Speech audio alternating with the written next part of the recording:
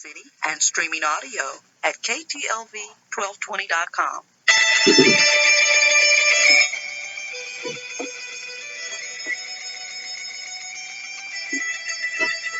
This is Oklahoma Voice with Jonathan Clour on KTLV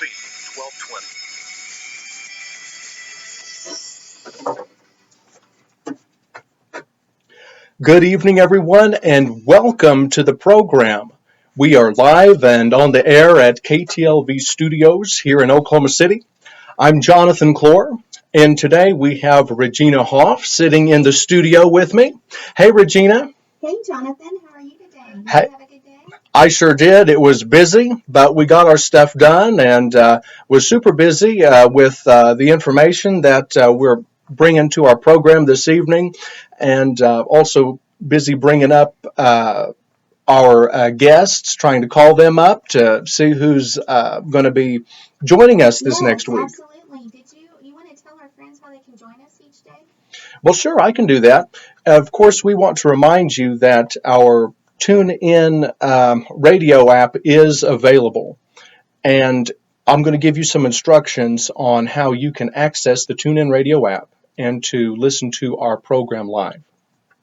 So what you'll need to do, you'll need to download it to your phone or your smart device. It is 100% free. You can also download it on a tablet as well. Just simply enter in TuneIn Radio into the selection bar and then click Download. After you have installed it on your device, open the app, find the search bar at the top of your screen and enter KTLV. You'll find it at the top of your list and select the KTLV button and it'll play. It's as easy as that. Well, we also have one more way of gaining access to Oklahoma Voice, and that is by live streaming at KTLV.com. Is it as clear as mud? And hey, folks, we've also created a channel on YouTube where you can rewatch any shows that you might have missed, and that is at Oklahoma Voice with Jonathan Clour. These are all recorded by webcam and downloaded the evening of the show. If you really want to see what is going on in the studios during the broadcast, we suggest that you visit our YouTube channel. Oh, Regina, I almost forgot. I know that we have two huge things going on tonight that I have failed to mention. One is the GOP debate, and our Thunder basketball game is going on right now.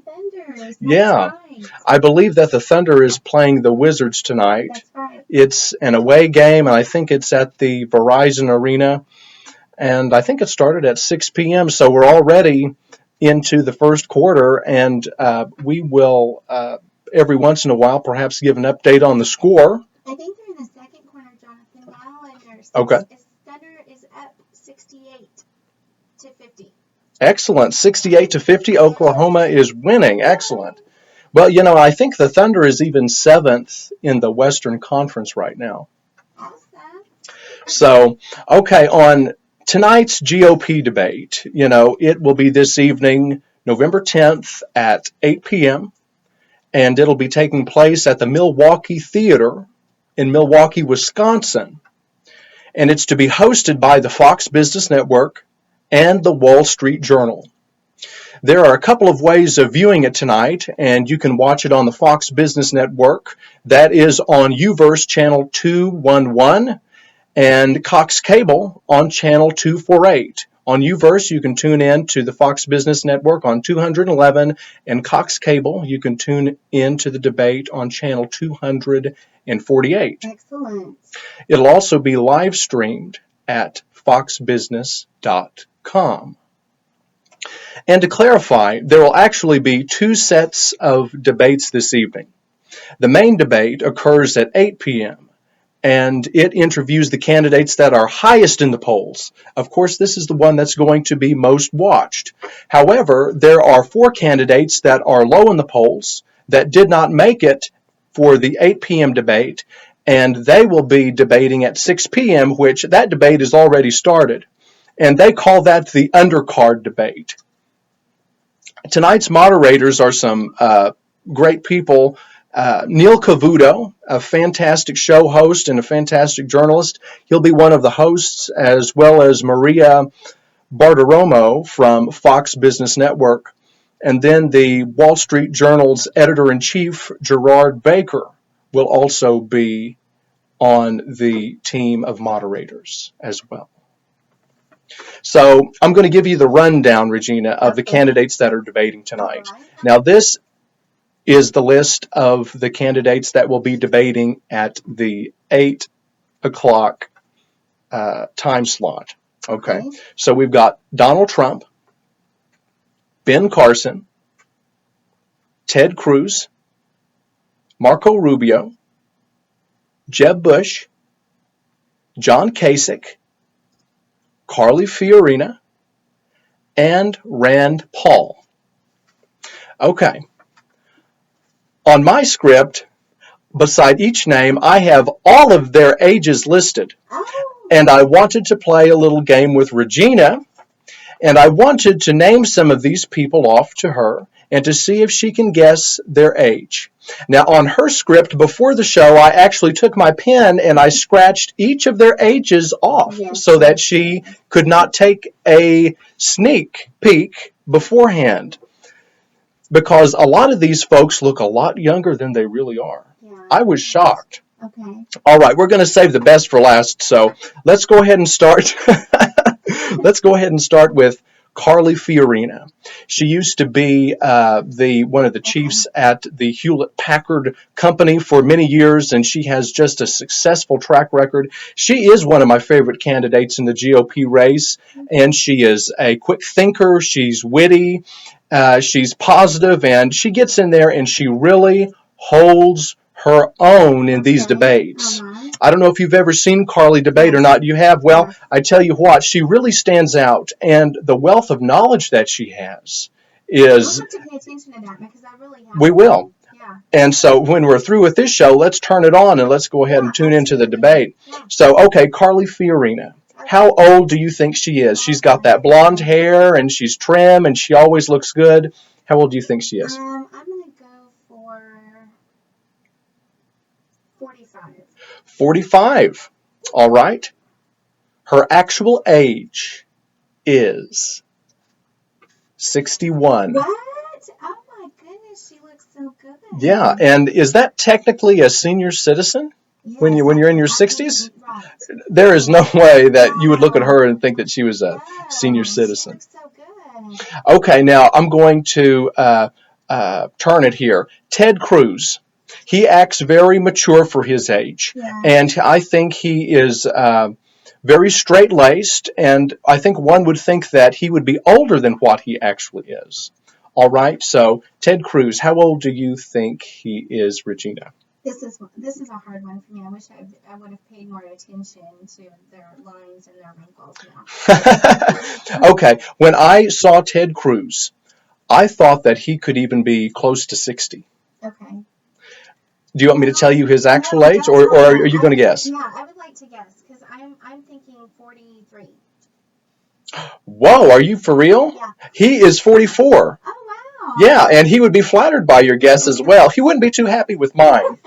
But it's just because he carries himself the way that he does. He acts a little bit older. Okay, now let's go to Jeb Bush. How old do you think he is? About 55. 62. He's 62? He is. Oh, I'm so He is 1 year older than Carly Fiorina. He's 62? Yep. Okay, Rand Paul. Booger. All right. Rand Paul is 52. Oh, I would have not. Okay, we've got two more left. These are the big guys. Okay, Ben Carson. Ben,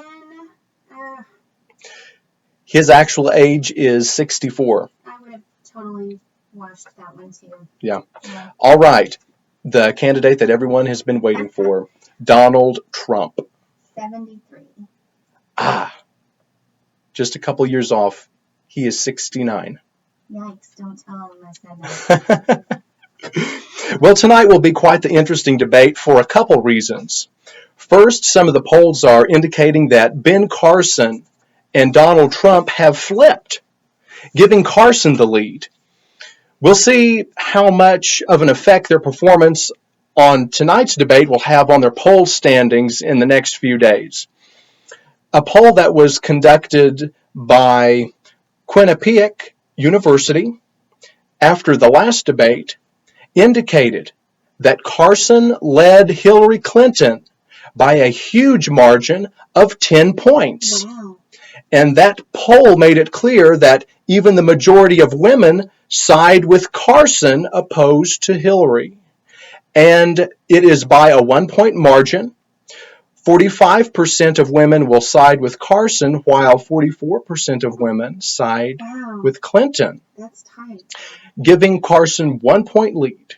Wow. Hillary has a heavy support from women groups in general. Yes. So this information was eye-opening to me. Yes, absolutely. Wow, I didn't realize that was such a tight race. Yes. Okay.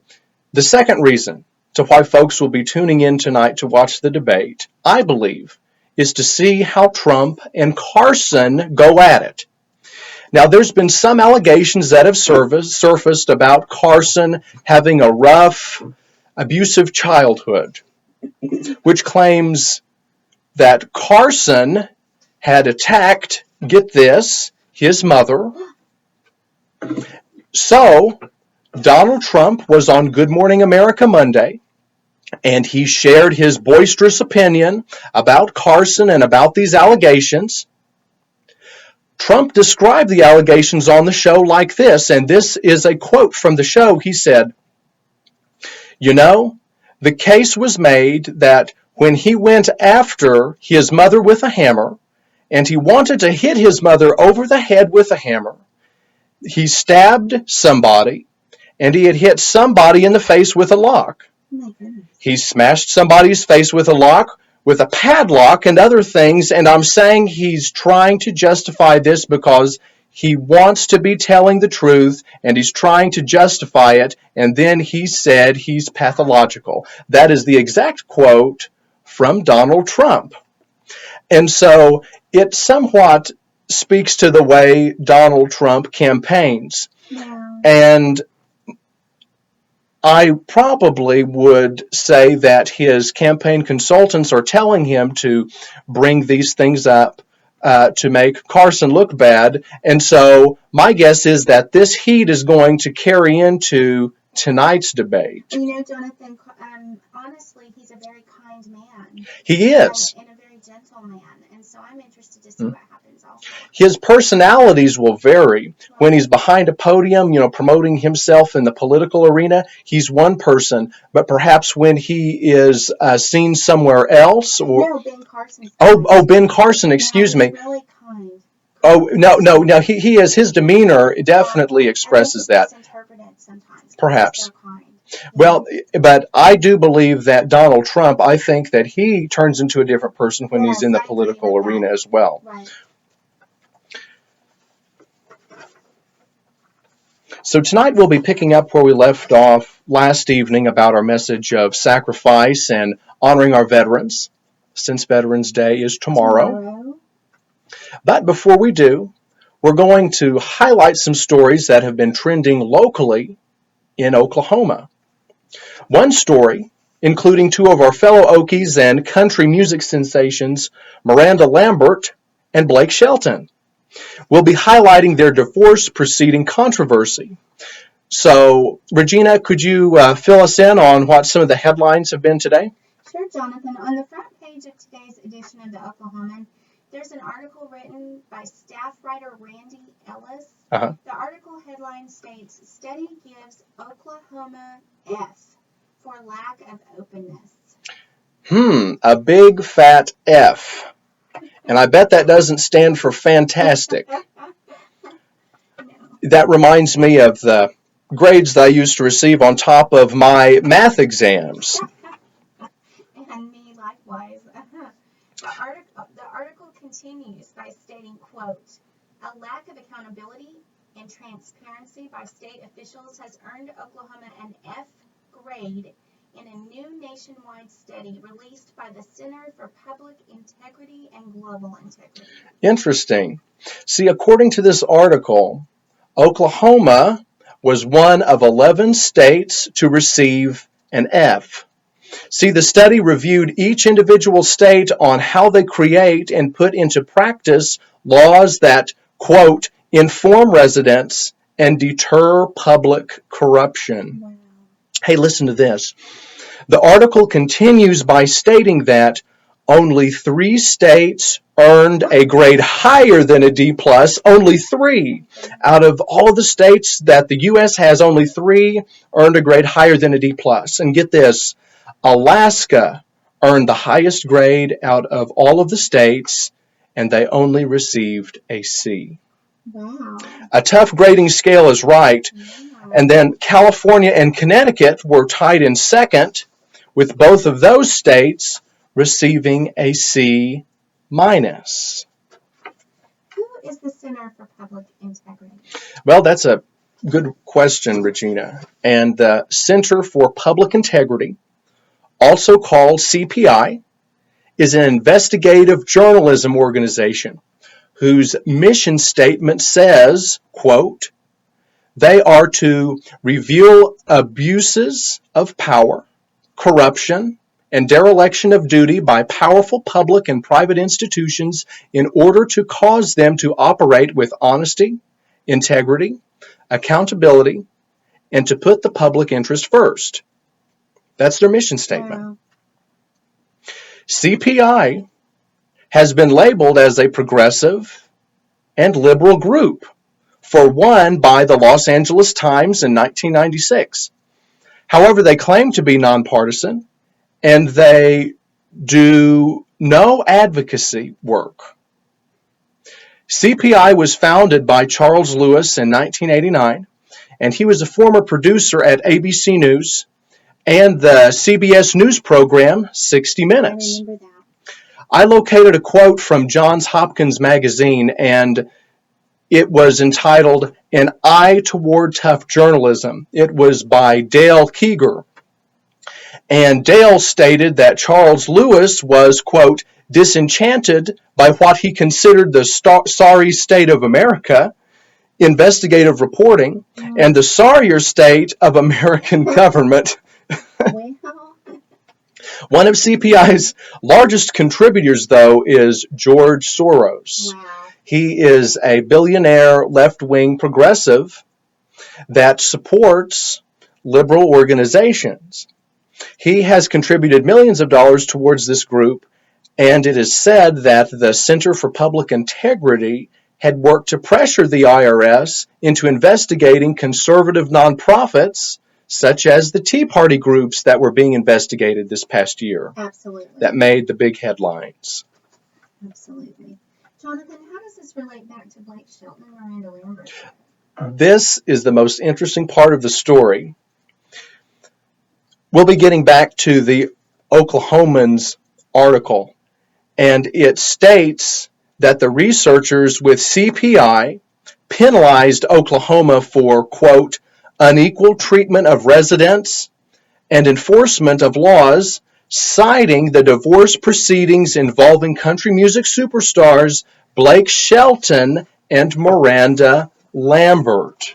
Oh my goodness. See, Oklahoma handled their divorce proceedings.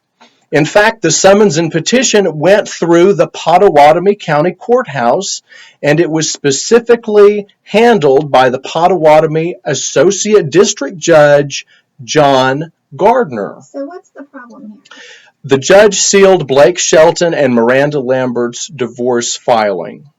See, the action of sealing a divorce filing, it contradicts a law that is on the book that enforces all divorces to be made public. Right.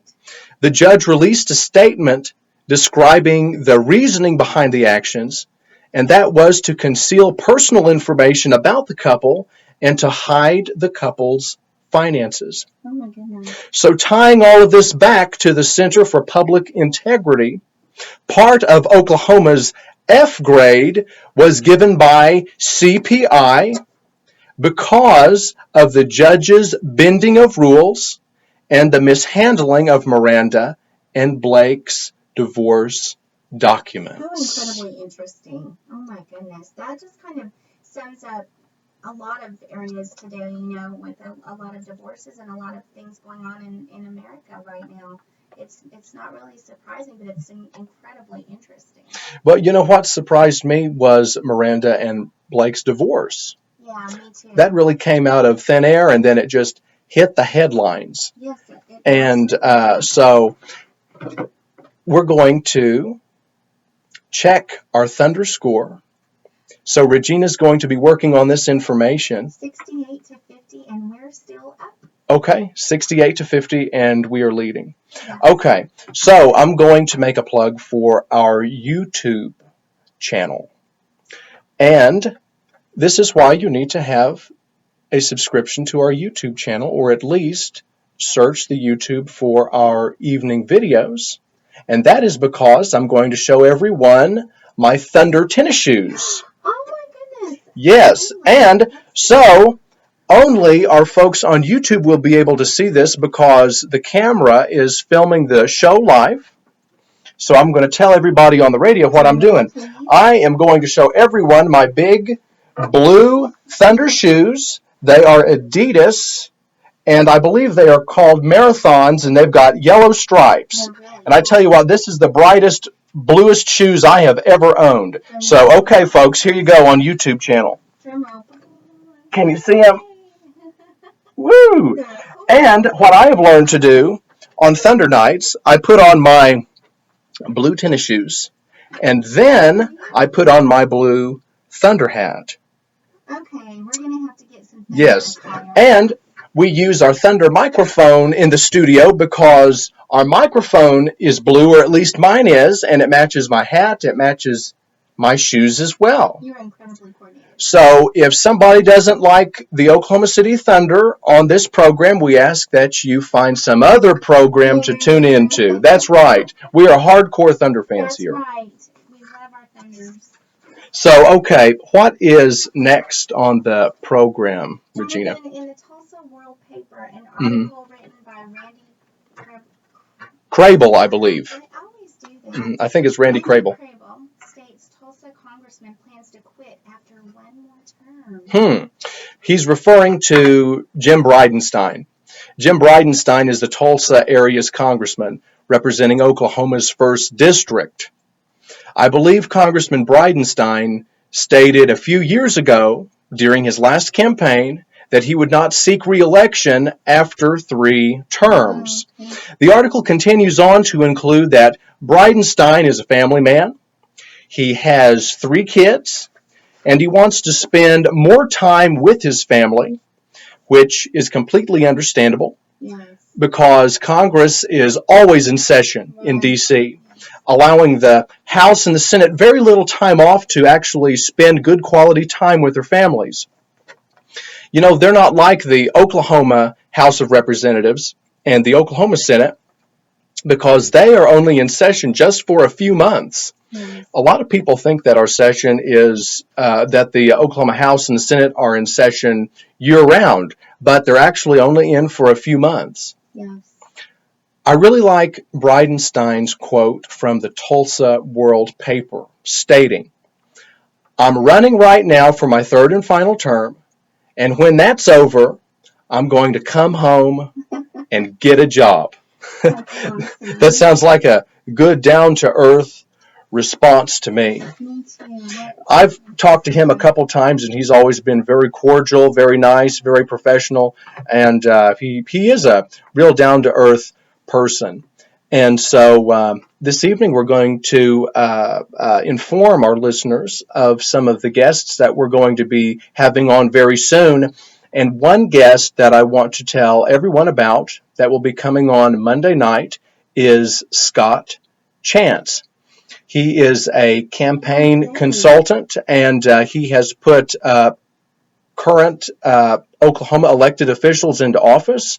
He is real savvy in the political arena, especially local affairs, and he is also the newly elected Young Republicans president. So he's going to be on Monday to tell our folks, especially our younger folks, how to get involved in the Young Republicans and perhaps what is happening in the local political arena as well. And I believe to be a Young Republican, you have to be 40 or younger. It's either 40 or younger or 35 and younger. He's going to clarify all of this information, because I originally thought that you had to be like in your 20s, and then I realized no, there is, I think it's the cutoff age is 40. So a lot of people can be involved in the Young Republican Organization or the Young Democrats Association, and they didn't even know it. Right. So we're going to have some folks coming in informing us about what's happening locally and politically. Wait. I'm excited. Yes, and I believe we have another guest that'll be coming on hopefully tomorrow. We still haven't confirmed him yet. It's a big surprise. It's a surprise. Yes. And really, this person is a surprise. Regina knows him very well. He had a movie written about him and his life.